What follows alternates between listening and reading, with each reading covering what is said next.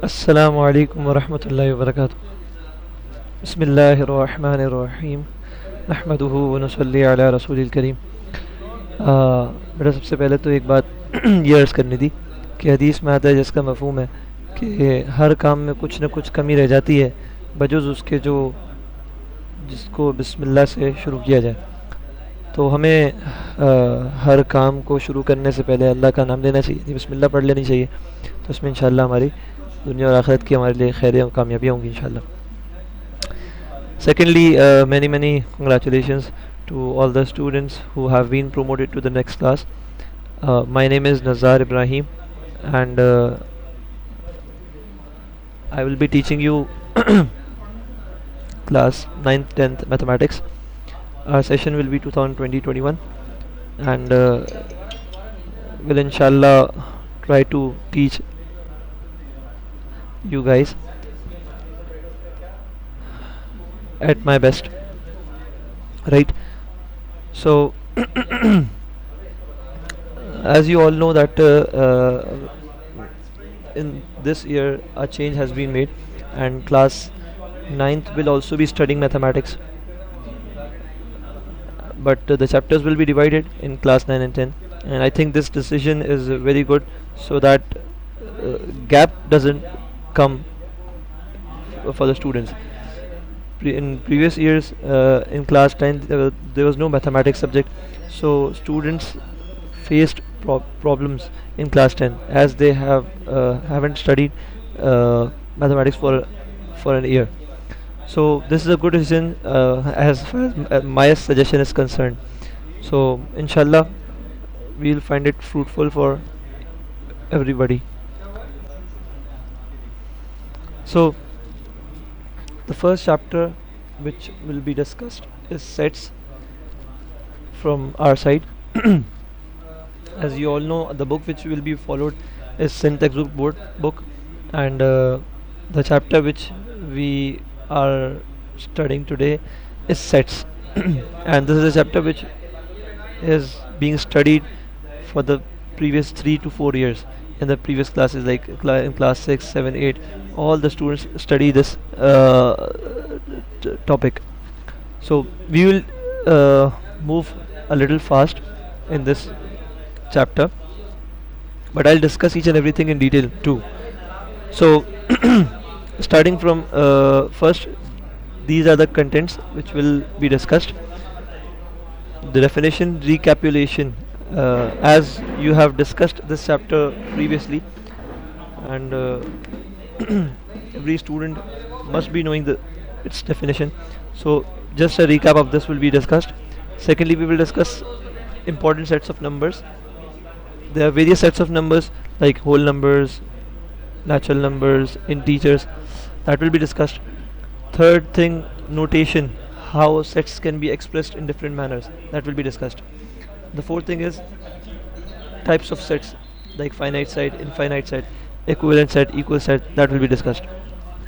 After discussing these four topics, we will go on the exercise. Is everything clear to everyone? If any questions, you can ask.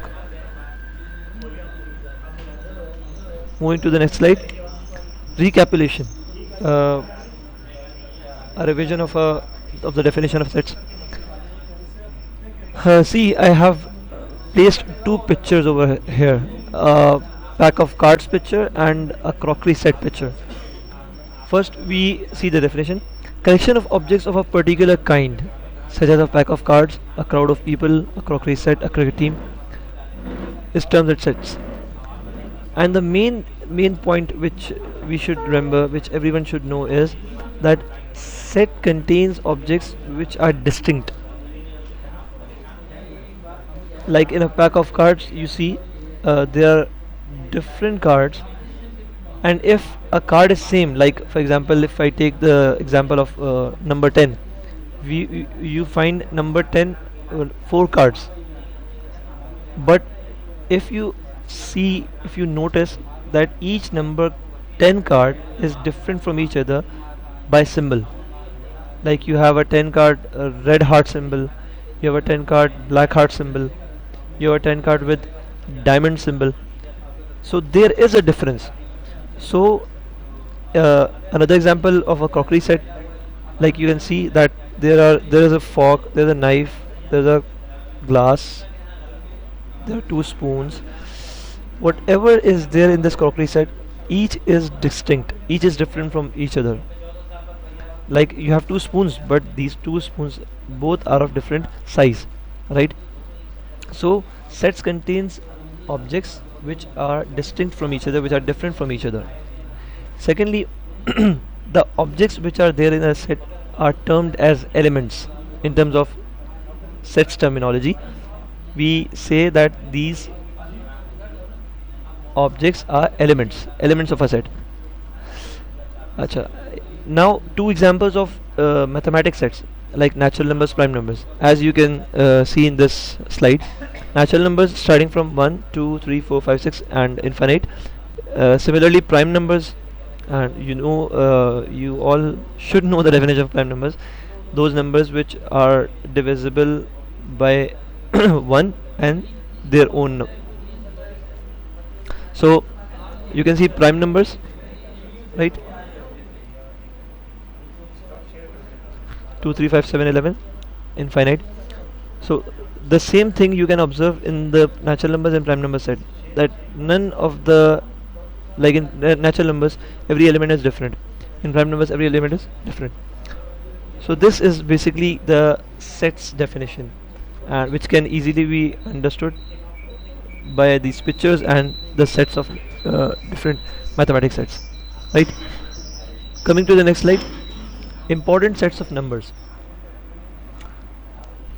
Most of these sets are already studied by you guys in the previous classes, like natural numbers, whole numbers, integers, odd numbers, even numbers. The main issue which arises in the minds of students is that what is the difference between rational and irrational numbers. So we should have a clear, difference. We should know a clear difference between these two types of sets: rational numbers and irrational numbers. Rational numbers are those numbers which can be written in fraction form. I will use Microsoft Word to explain this too, but firstly, I want to tell you its definition. So, rational numbers are those numbers which can be written in fraction form, or we can say p over q form. And irrational numbers are those numbers which cannot be written in fraction form or p over q form. Now, let's go to Microsoft Word to see this.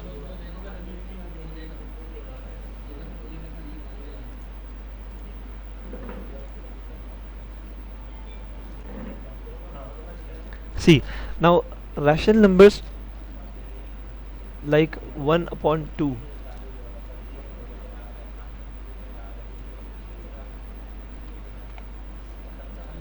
This is a rational number. Similarly, 3 upon 2. Whatever, like 4 upon 5. These all are rational numbers. Similarly,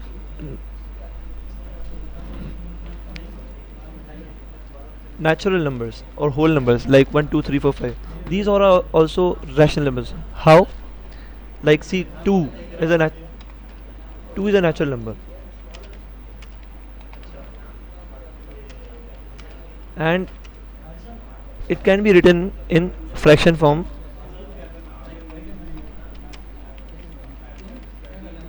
and which is equivalent to 2 upon 1. Is it clear? Similarly, 0.6, this is also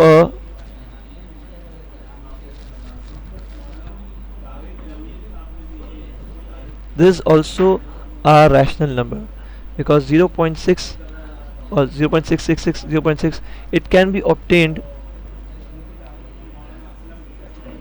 wait, like see, 0.666 can be obtained by dividing 2 by 3.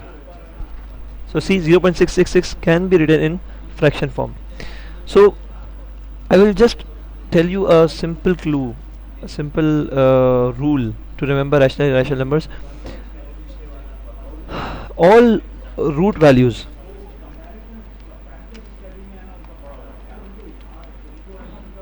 like root 2, root 3,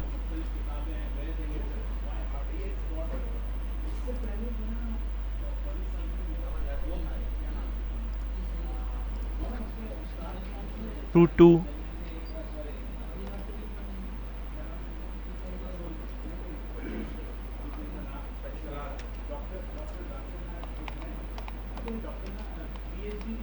like root 2, root 3. Similarly, every root value is an irrational number. Right now, I'm telling you a simple rule to remember what are rational numbers and what are irrational numbers. So, every root value, like root 2, root 3, or any root value, these all are irrational numbers because there's no possibility to write it in a fraction form. See, root 2 value is 1.4142133562. This is the answer which we obtain when we use a calculator to find value of root 2. But you won't find any possibility of obtaining this number by writing it in fraction form. So all root values are irrational numbers. Similarly, there is a sign called pi.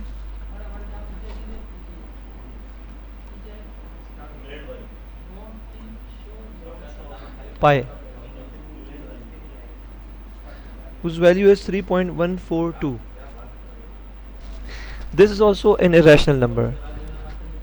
I can't find its symbol over here. Wait.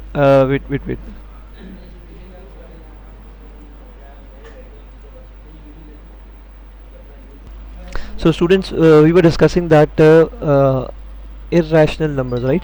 So this pi, I first said that root values, the first indication is a root value, that all root values are irrational numbers that cannot be written in a fraction form. Similarly, this pi symbol, which I have just which is just shown here, so this also is an irrational number. Other than these values, whatever number is there, it can be written in fraction form, and hence it all other numbers are rational numbers, right? So if any issue regarding this, please. The last thing which is to be discussed in important sets of numbers is real numbers. Real numbers is basically a universal set which contains all rational and irrational numbers. So the combination of basically rational and irrational numbers is termed as real numbers, and it is a universal set, right? Now moving to the next slide, notation. I first said when we were discussing contents that notation means that how sets can be written in different ways, in different manners, right? So there are basically three types of notation of sets. One thing is tabular form, like you can see here that there is a set A which contains three elements A, B, C, and this way of writing sets is termed as a set in tabular form, right? Basically in tabular form all the elements are there in the set. You can see all the elements and the set is enclosed in curly brackets. The second form is descriptive form. In descriptive form the set is written in a we have a description of our set in English, and we don't have any kind of brackets over here. See, we don't have any brackets. This set is written in descriptive form in here, the set of first three letters of the alphabets in English, as we know that are A, B, C. So this is the descriptive form. The third form, which is a little bit complicated, is set builder form. See here how we read this, and here's a simple example. A is the set of all x. A is the set of all x such that, this line is called as such that x is an odd integer. I'm repeating it again. A is the set of all x such that x is an odd integer. This is the way of reading it in English. We should know that how to read it. So this is a set builder form, the third type of notation of sets, right? Moving to the fourth slide, cardinality of a set.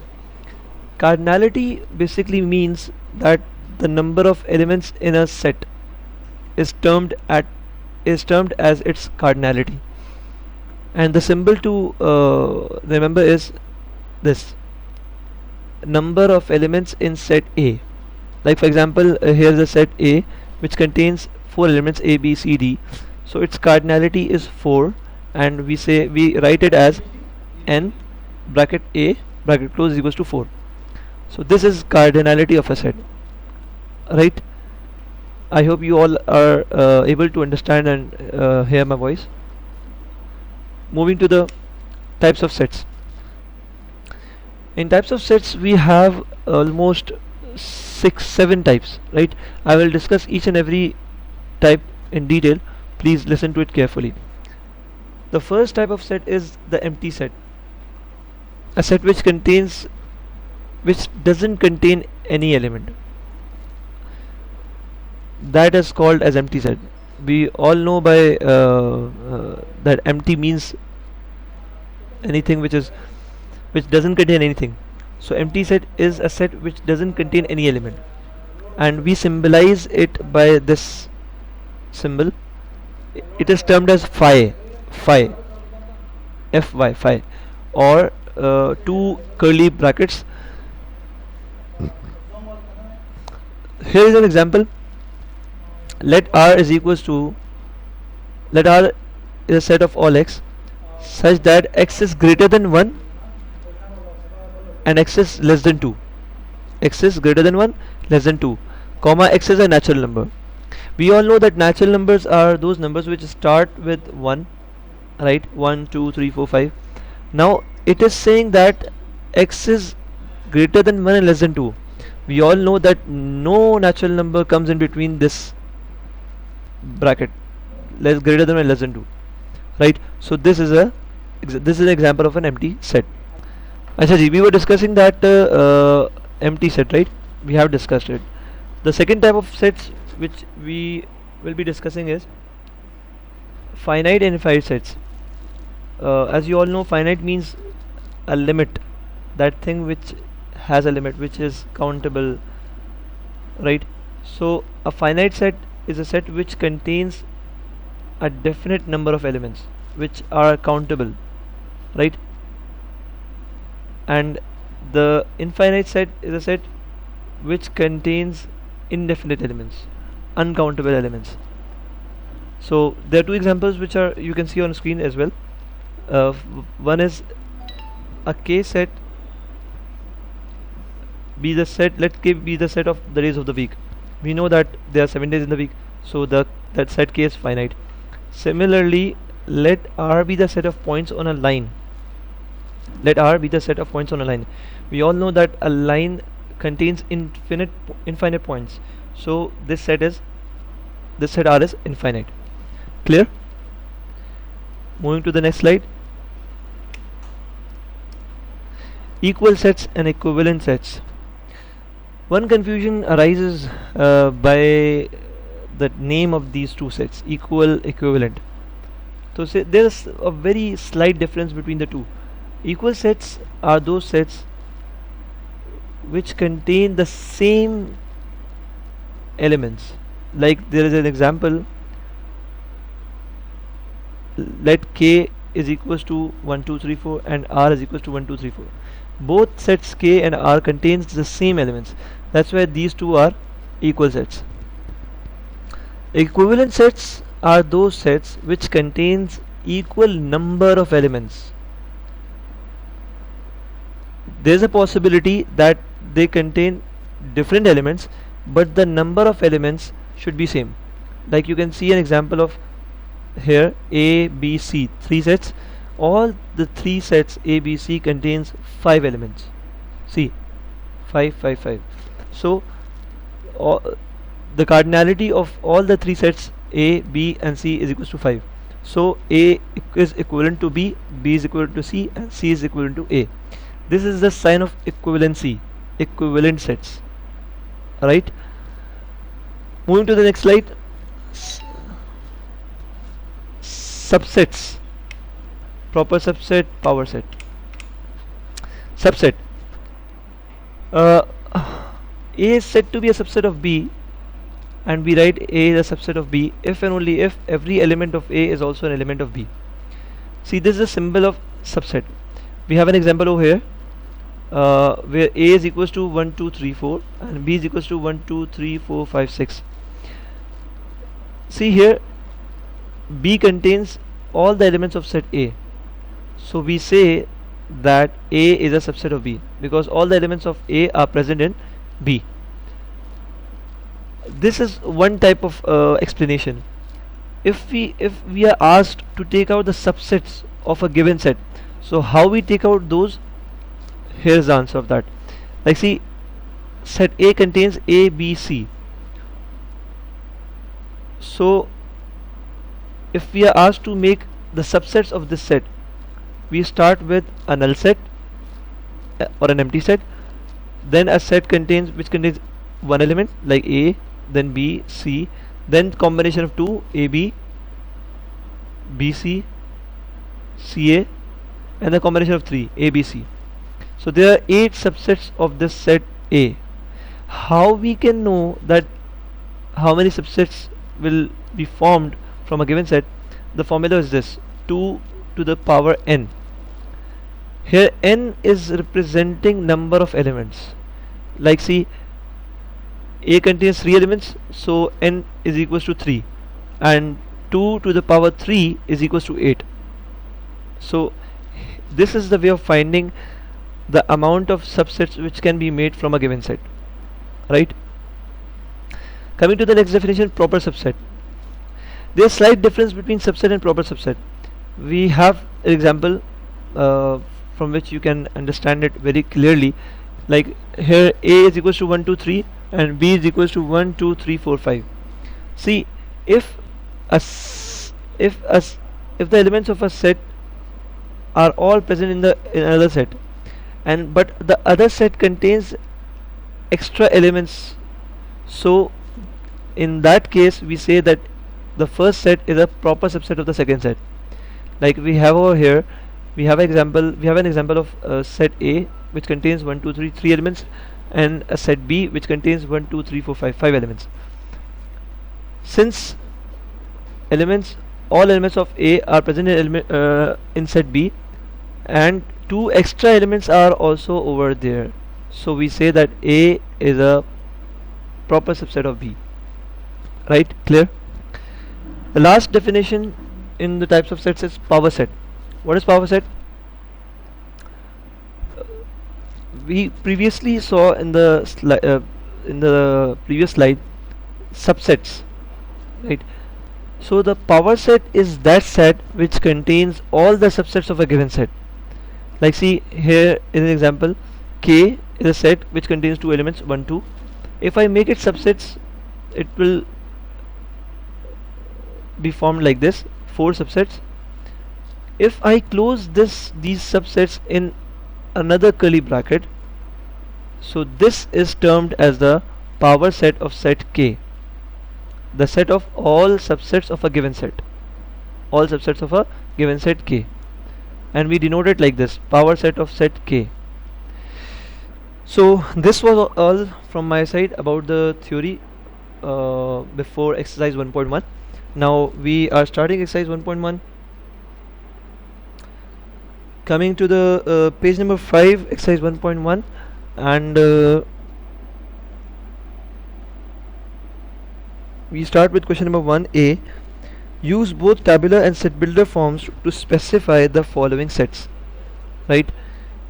Now see, we are asked to convert this descriptive form into set builder and tabular form. The first is the set of positive integers greater than 2 and less than 6. We all know that integers greater than 2 is 3, 4, 5 and so on, but the second thing which is asked is less than 6. So 3, 4, 5 will come in the tabular form, which is mentioned over here. This is the tabular form. Set builder form, like this: set of all x such that x belongs to positive integers. This is positive integers, right?